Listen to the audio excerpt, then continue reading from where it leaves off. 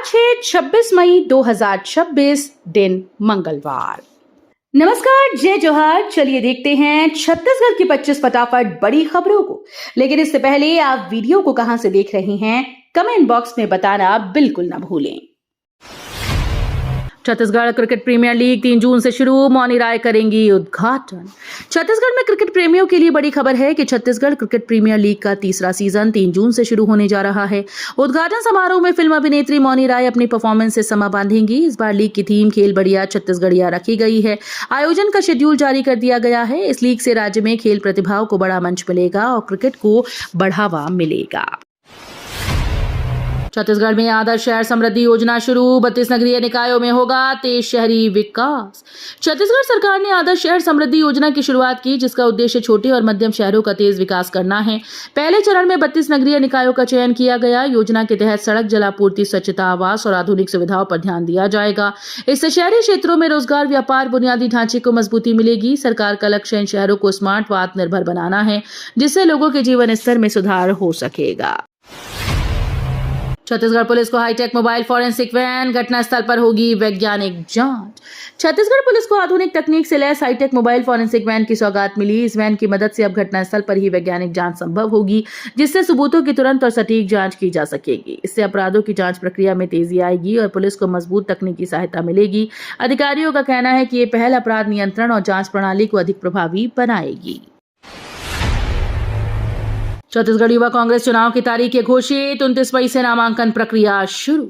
छत्तीसगढ़ युवा कांग्रेस चुनाव को लेकर कार्यक्रम की तारीखों की घोषणा कर दी गई। तय शेड्यूल के अनुसार 29 मई से नामांकन प्रक्रिया शुरू होगी, जिसके बाद संगठनात्मक चुनाव के आगे की कार्यवाही चरणबद्ध तरीके से पूरी की जाएगी। पार्टी का कहना है कि इस प्रक्रिया का उद्देश्य युवाओं को नेतृत्व में अधिक अवसर देना और संगठन को मजबूत करना है। एयरपोर्ट पर रील और वीडियो शूटिंग पर बैन, डीजीसीए ने नई गाइडलाइन जारी की। Directorate General of Civil Aviation यानी डीजीसीए ने एयरपोर्ट पर रील बनाने और वीडियो शूटिंग पर सख्ती से रोक लगा दी। नई गाइडलाइन के तहत अब रायपुर समेत देश भर के एयरपोर्ट परिसरों में बिना अनुमति शूटिंग करना प्रतिबंधित होगा। सुरक्षा कारणों और यात्रियों की सुविधा को ध्यान में रखते हुए यह फैसला लिया गया। नियमों का उल्लंघन करने वालों पर कार्रवाई की जाएगी। अधिकारियों का कहना है कि इससे एयरपोर्ट की सुरक्षा व्यवस्था और अनुशासन को और मजबूत किया जा सकता है।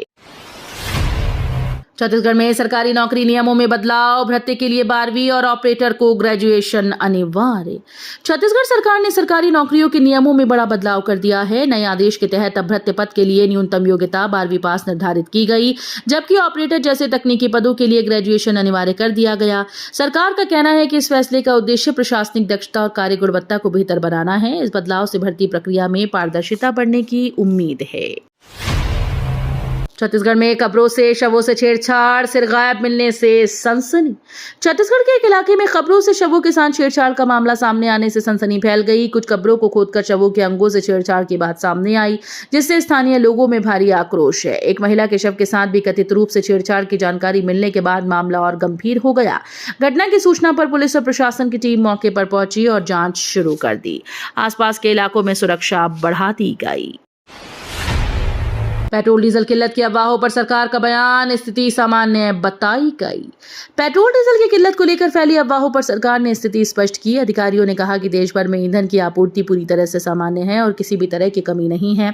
कुछ स्थानों पर सोशल मीडिया पर गलत जानकारी फैलने के कारण लोगों में भ्रम की स्थिति बनी। सरकार ने नागरिकों से अपील की है कि वे अफवाहों पर ध्यान न दें और केवल आधिकारिक सूचनाओं पर भरोसा करें। छत्तीसगढ़ में रिश्वत मामले का वीडियो पुराना, कॉकरोच जनता पार्टी अभियान से कोई संबंध नहीं। छत्तीसगढ़ में रिश्वत लेते पकड़े गए पुलिसकर्मी का जो वीडियो सोशल मीडिया पर वायरल हो रहा है, उसे लेकर स्थिति स्पष्ट हुई। जांच में सामने आया कि ये वीडियो पुराना है और हाल के कॉकरोच जनता पार्टी अभियान से इसका कोई लेना देना नहीं। अधिकारियों ने बताया कि वीडियो को गलत संदर्भ में फैलाया जा रहा है, जिससे भ्रम की स्थिति बन रही है। प्रशासन ने लोगों से अपील की है कि बिना पुष्टि के किसी भी जानकारी को साझा न करें। छत्तीसगढ़ विधानसभा में धार्मिक स्वतंत्रता विधेयक ध्वनिमत से पारित, सदन में सहमति। छत्तीसगढ़ विधानसभा में धार्मिक स्वतंत्रता से जुड़ा विधेयक ध्वनिमत से पारित कर दिया गया। इस विधेयक का उद्देश्य धार्मिक स्वतंत्रता से संबंधित प्रावधानों को और स्पष्ट और सख्त बनाना बताया जा रहा है। सदन में चर्चा के बाद अधिकांश सदस्यों ने इस पर सहमति जताई। सरकार का कहना है कि यह कानून समाज में पारदर्शिता और व्यवस्था बनाए रखने में मदद करेगा। बीजेपी एमएलए रेणुका सिंह का कथित ऑडियो वायरल, बघेल के जिक्र से सियासी हलचल।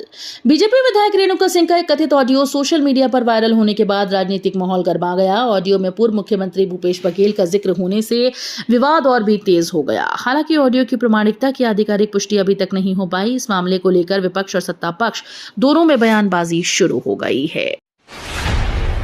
छत्तीसगढ़ में आदर्श शहर समृद्धि योजना शुरू, पहले चरण में 32 निकायों का चयन। छत्तीसगढ़ सरकार ने शहरी विकास को नई दिशा देने के लिए आदर्श शहर समृद्धि योजना की शुरुआत की। इस योजना के पहले चरण में 32 नगरीय निकायों का चयन किया गया। इसका उद्देश्य शहरों में बुनियादी सुविधाओं, स्वच्छता, सड़क, जल आपूर्ति और स्मार्ट इंफ्रास्ट्रक्चर को मजबूत करना है। सरकार का कहना है कि इस योजना से छोटे और मध्यम शहरों का समग्र विकास सुनिश्चित होगा। स्थानीय प्रशासन को विकास कार्यों में अधिक अधिकार और संसाधन दिए जाएंगे। खाद्य दुकानों का लाइसेंस निलंबित, कई विक्रेताओं को नोटिस जारी। कृषि विभाग ने खाद्य दुकान का लाइसेंस निलंबित कर दिया, जबकि कई अन्य विक्रेताओं को नोटिस जारी किया गया। जांच के दौरान अनियमितता और नियमों के उल्लंघन के मामले सामने आने पर यह कार्रवाई की गई। अधिकारियों ने बताया कि किसानों को निर्धारित दर पर और गुणवत्तापूर्ण खाद्य उपलब्ध कराना प्राथमिकता है। निरीक्षण अभियान के दौरान स्टॉक और बिक्री रिकॉर्ड की भी जाँच की गई। रायगढ़ में 18 हाथियों का झुंड, यातायात रोका, 10 किसानों की फसलें बर्बाद। रायगढ़ जिले में 18 हाथियों के एक झुंड के विचरण से लोगों में दहशत फैल गई। हाथियों ने सड़क पर यातायात रोक दिया और आसपास के खेतों में घुसकर करीब 10 किसानों की फसलों को भारी नुकसान पहुंचाया। वन विभाग की टीम मौके पर पहुंचकर हाथियों को जंगल की ओर खदेड़ने का प्रयास कर रही है। स्थानीय ग्रामीणों को सतर्क रहने की सलाह दी गई। बीजापुर जिला अस्पताल में जटिल सर्जरी सफल, गंभीर युवक को मिला नया जीवन। जिला चिकित्सालय बीजापुर में डॉक्टर्स की टीम ने एक जटिल सर्जरी को सफलतापूर्वक अंजाम देकर गंभीर अवस्था में भर्ती युवक की जान बचा ली।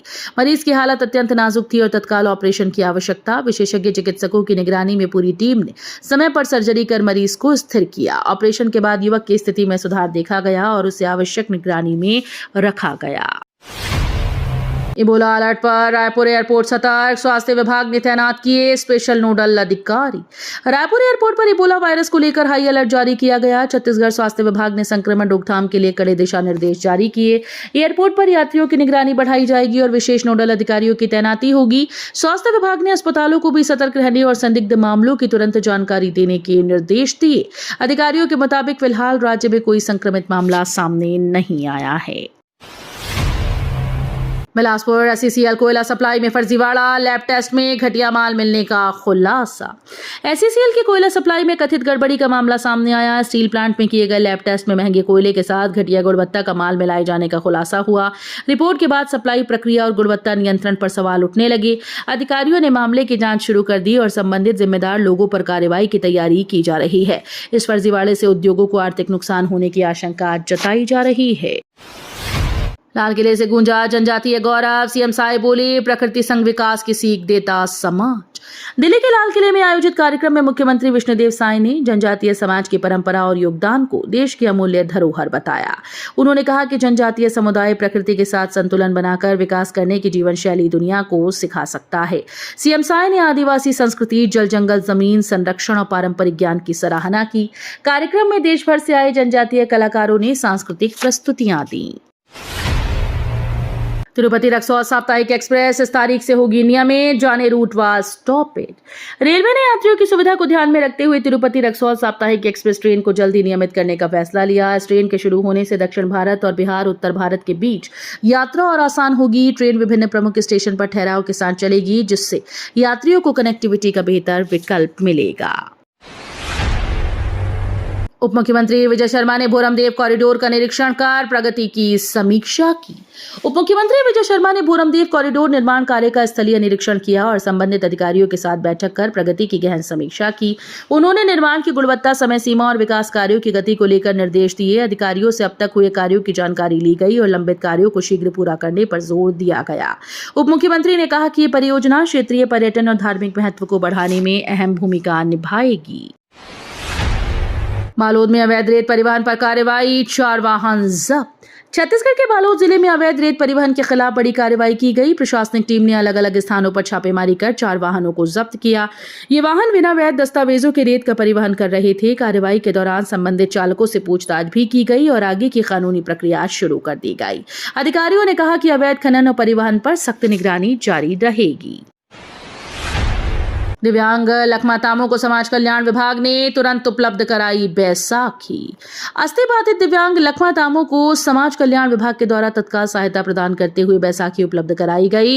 ये पहल विभागीय निरीक्षण और जरूरतमंदों की सहायता के तहत की गई। अधिकारियों ने बताया कि दिव्यांगजनों को समय पर सहायक उपकरण उपलब्ध कराना विभाग की प्राथमिक जिम्मेदारी है। सहायक मिलने से लखमातामों को दैनिक गतिविधियों में सुविधा होगी। रायपुर पुलिस का बड़ा एक्शन, ऑनलाइन सट्टा गिरोह के 26 आरोपी गिरफ्तार। रायपुर पुलिस ने ऑनलाइन सट्टा और अवैध सट्टेबाजी नेटवर्क के खिलाफ बड़ी कार्रवाई करते हुए 26 आरोपियों को गिरफ्तार किया। पुलिस के अनुसार ये गिरोह डिजिटल प्लेटफॉर्म के जरिए सट्टा संचालन कर रहा था और कई लोगों को इसमें शामिल किया गया था। कार्रवाई के दौरान मोबाइल फोन, बैंक खातों से जुड़े दस्तावेज और अन्य डिजिटल साक्ष्य भी जब्त किए गए। पुलिस ने बताया कि नेटवर्क के अन्य सदस्यों की पहचान की जा रही है। देर रात डिप्टी सीएम का सरप्राइज टेस्ट, डायल 112 की रिस्पांस व्यवस्था परखी। डिप्टी सीएम देर रात अचानक सड़क पर निकली और डायल 112 सेवा की हकीकत जांचने खुद पीड़ित बनकर कॉल किया। उन्होंने बिना पहचान बताए मदद मांगी और रिस्पांस टाइम, पुलिस व्यवहार व कार्रवाई की प्रक्रिया को परखा। मौके पर पहुंची टीम की कार्यशैली का भी निरीक्षण किया। डिप्टी सीएम ने कहा कि आम लोगों को त्वरित और भरोसेमंद सुरक्षा सेवा मिलना सरकार की प्राथमिकता है। छत्तीसगढ़ में जल जीवन मिशन को रफ्तार, 8,555 योजनाएं ग्राम पंचायतों को सौंपी गई। छत्तीसगढ़ में जल जीवन मिशन को गति देने के लिए सरकार ने बड़ा कदम उठाया। राज्य में 8,555 पेयजल योजनाओं का संचालन अब ग्राम पंचायतों को सौंप दिया गया। इस पहल का उद्देश्य ग्रामीण क्षेत्रों में स्वच्छ और नियमित पेयजल आपूर्ति सुनिश्चित करना है। सरकार का कहना है कि इससे स्थानीय स्तर पर निगरानी मजबूत होगी और योजनाओं का बेहतर संचालन हो सकेगा। तो ये थी आज की बड़ी खबरें। अगर आपको न्यूज पसंद आई हो तो वीडियो को लाइक और शेयर करना बिल्कुल ना भूलें। धन्यवाद।